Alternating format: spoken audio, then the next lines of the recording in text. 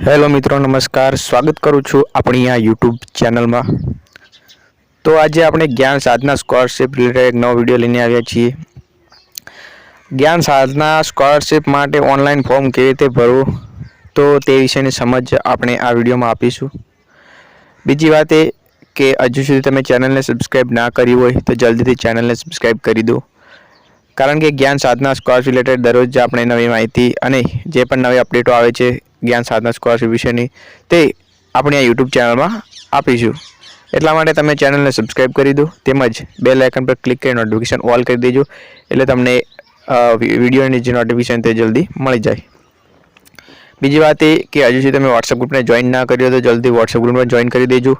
WhatsApp ગ્રુપની link છે એ તમને આ વિડીયોની ડિસ્ક્રિપ્શનમાં અથવા કોમેન્ટ બોક્સમાં પણ મળી જશે।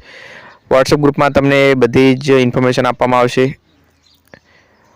હવે મિત્રો વાત કરું તો જ્ઞાન સાધનાનું સ્કોલરશિપનું ફોર્મ ભરીએ છીએ ત્યારે એરર આવે છે। બીજી વાત એ કે જ્ઞાન સાધનામાં જે વિદ્યાર્થીનો 18 આંકડાનો યુડાએસ કોડ છે તે નાખીએ છીએ તો સબમિટ પણ થતો નથી। તો હવે આ બધાનું સોલ્યુશન શું અને ઓનલાઈન ફોર્મ કેવી રીતે ભરવું તેમજ તમારા જે પણ ડાઉટ છે તે બધા આપણે આ વિડીયોના માધ્યમથી ક્લિયર કરી દઈશું। તો હજુ સુધી તમે વિડીયોને લાઇક ના કરી તો જલ્દીથી વિડીયોને લાઇક કરી દો, કારણ કે તમારે એક લાઇકથી આ વિડીયો છે ઘણા સુધી બધા વિદ્યાર્થીઓ જોડે આ વિડીયો પહોંચે છે। તમારે એક લાઇકથી જે વિડીયો છે તે યુટ્યુબના અલ્ગોરિધમમાં આવવાથી જે લાઇક છે તે બધા જ વિદ્યાર્થીઓ જે ધોરણ 8ના વિદ્યાર્થીઓ સુધી પહોંચે, તો તે માટે તમે વિડીયોને લાઇક પણ કરી દો અને જે ધોરણ 8ના વિદ્યાર્થીઓ છે તેમના સુધી આ વિડીયો શેર પણ કરજો। તો મિત્રો આપણે વિડીયો શરૂ કરીએ, સમય ના બગાડીએ। તો અહીંયા તમે જોઈ શકો છો આપણે ઓફિશિયલ વેબસાઇટ જે SEB એક્ઝામ વેબસાઇટ છે તેના પર આવી ગયા છીએ। SEB એક્ઝામ છે તેના પર આવી ગયા। એ તમે જોઈ શકો છો નોટિસ બોર્ડ, તેમાં તમને જોવા મળશે પહેલી જે ન્યૂઝ લખેલા છે કોમન એન્ટ્રન્સ ટેસ્ટ ધોરણ 5 જ્ઞાન સાધના શિષ્યવૃત્તિ પરીક્ષા ધોરણ 8। બીજી વાત એ કે જે કોમન એન્ટ્રન્સ ટેસ્ટ છે CET બેઝડ એક્ઝામ જે ધોરણ 5 માટે છે તેના વિશેનો વિડીયો પણ આપણે જરૂરથી મૂકીશું। તો ધોરણ 5માં જે હાલમાં અભ્યાસ કરે છે તેમના માટે પણ જે જ્ઞાન સેતુ સ્કોલરશિપ છે તે છે, તેમને પણ સ્કોલરશિપ મળવાપાત્ર થાય છે। તો આજ આપણે વાત કરીએ જ્ઞાન સાધના શિષ્યવૃત્તિ વિશે। તો સૌપ્રથમ તમે જોઈ શકો છો નોટિસ બોર્ડ ઉપર જે પહેલી સૂચના છે કે કોમન એન્ટ્રન્સ ટેસ્ટ ધોરણ 5 જ્ઞાન સાધના શિષ્યવૃત્તિ પરીક્ષા ધોરણ 8 2024-25 સ્વનિર્ભર શાળા વિદ્યાર્થીઓ માટે ફોર્મ ભરવા માટે ક્લિક કરો। એટલે કે જે પ્રાઇવેટ શાળામાં જે વિદ્યાર્થી અભ્યાસ કરે છે તો તેવા વિદ્યાર્થીઓ અહીંયા તમે ક્લિક કરશો, ફોર્મ ભરવા માટે ક્લિક કરો, તેના પર ક્લિક કરો છો તો આ પ્રકારનું કંઈક પેજ ઓપન થાય છે। તો હવે આ પ્રકારનું પેજ ઓપન થાય છે તો અહીંયા તમે જોઈ શકો છો વિદ્યાર્થીને ડાયસ નંબર 18 આંકડાનો માંગે છે। તો અહીંયા આપણે 18 આંકડાનો ડાયસ કોડ ટાઈપ કરીએ તો જે 18 આંકડાનો ડાયસ કોડ અહીંયા નાખીએ છીએ તો મિત્રો તમને અહીંયા એરર આવે છે।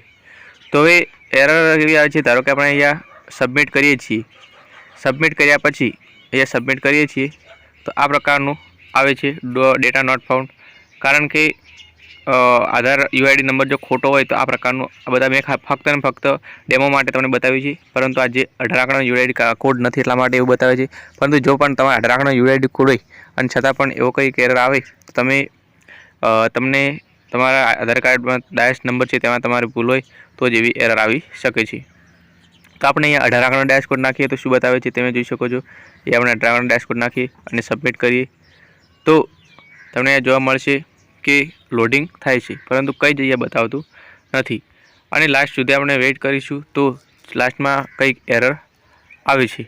તો એરર શું છે તો તમે જોઈ શકો છો કંઈક આ પ્રકારની એરર જોવા મળે છે। એન એરર એક્વાયર્ડ જે while executing the command definition છે the inner exception for details, એટલે કે આ કંઈક વેબસાઇટની એરર છે, આગળથી એરર આવે છે, આમાં આપણે કંઈક કરી શકતા નથી।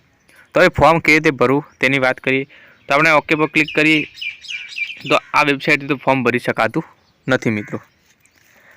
તો હવે શું કરવાનું છે તો જે પ્રાઇવેટ શાળા વિદ્યાર્થીઓ છે તેમને શાળા દ્વારા ફોર્મ ભરવાનું રહેશે મિત્રો। અહીંયા ભલે અહીંયા એમ લખેલું છે કે પ્રાઇવેટ શાળા વિદ્યાર્થી આ વેબસાઇટથી ફોર્મ ભરવાનું છે, પરંતુ જો તમે આ વેબસાઇટ તમે ફોર્મ ભરશો એટલે કે હું તમને બતાવું છું, અહીંયા લખેલું છે SSA ગુજરાત આવી વેબસાઇટ છે તેના મારફતથી ફોર્મ ભરવાનું છે। શાળા દ્વારા જે આચાર્ય છે તે ભરી શકશે ફોર્મ। તમે જોઈ શકો છો SSA ગુજરાત, આના પર ક્લિક કરીશું સૌપ્રથમ। ત્યાર પછી તમે જોઈ શકો છો જે ઓનલાઈન અટેન્ડ સિસ્ટમ લખેલું છે અહીંયા તમે જોઈ શકો છો, ઓનલાઈન અટેન્ડન્સ સિસ્ટમ, તેના પર તમારે ક્લિક કરવાનું છે. આપણે તેના પર ક્લિક કરીશું. ત્યાર પછી એક ક્લિક કરીએ તો અમુક વખતે એરર આવી જાય છે. તો તમે જોઈ શકો છો આપણે ક્લિક કરી દીધું છે. હવે કંઈક આવું પેજ ઓપન થાય છે. તો હવે આમાં સ્કૂલના જે વિદ્યાર્થીઓ તે કંઈક કરી શકતા નથી, કારણ કે જે શાળાનો આઈડી પાસવર્ડ હોય છે તે શાળાના આચાર્ય જોડે હોય છે. તો આ ફોર્મ છે તે શાળાના આચાર્ય જ ભરવાનું હોય છે. હવે વાત કરું, જો શાળાના આચાર્ય જો ફોર્મ ભરતા ના ફાવતું હોય તો તેઓ મારો કોન્ટેક્ટ કરી શકે છે. મારો અહીંયા કોન્ટેક્ટ નંબર દેખાય છે, તેના પર તમે કોન્ટેક્ટ કરી શકો છો.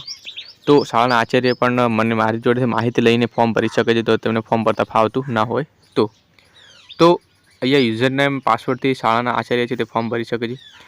હવે મિત્રો વાત કરું, હું તમને ફોર્મ ભરતા બતાવી શકતો નથી, કારણ કે હું ટીચર બીજો નથી. હું મિત્રો આ વિડીયો જ ફક્ત બનાવું છું યુટ્યુબના મારફતે, જે પણ માહિતી આવે છે તમને જણાવું છું. જો મને આઈડી પાસવર્ડ ખબર હોય સ્કૂલનો અથવા સ્કૂલના આચાર્ય જો મને આઈડી પાસવર્ડ આપતા હોય તો હું તમને ફોર્મ ભરતા શીખવાડું, પરંતુ મારી જોડે કંઈ આઈડી પાસવર્ડ નથી, એટલા માટે ફોર્મ ભરતા પણ બતાવી શકતો નથી. તો એટલા માટે મિત્રો એ તમારા શાળાના મારફત તમે ફોર્મ ભરાવી શકો છો.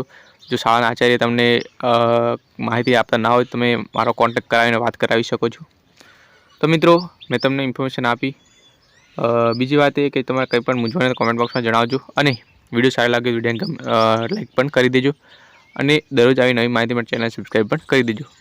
તો મળીએ છીએ બીજા એક નવા વિડીયોમાં.